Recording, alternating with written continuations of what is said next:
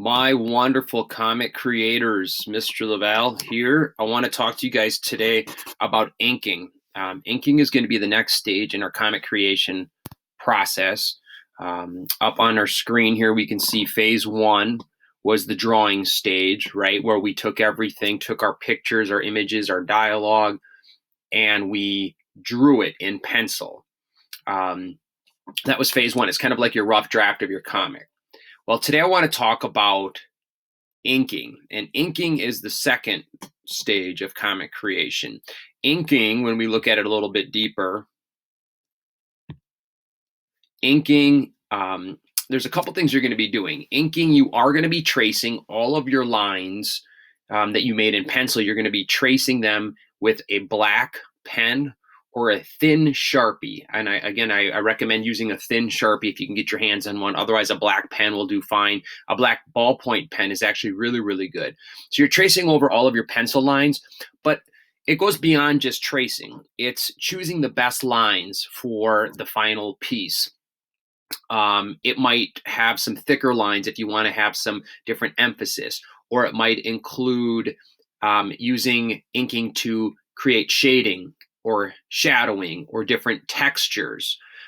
So I want you to think about inking as not only going over all of your pencil lines to make that pop, but also creating an experience for your reader and using inking to create textures, how things might feel, shadowing, where the light is going to come in.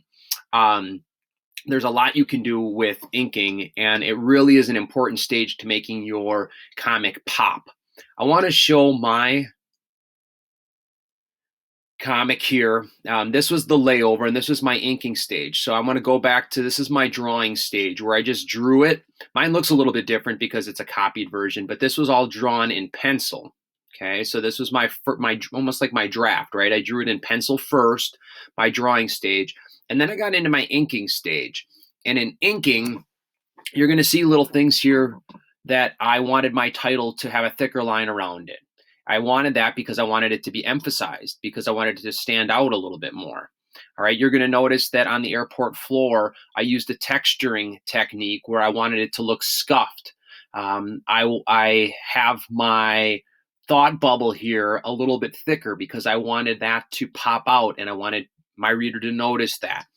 I wanted some texture on the desk here where the worker is working.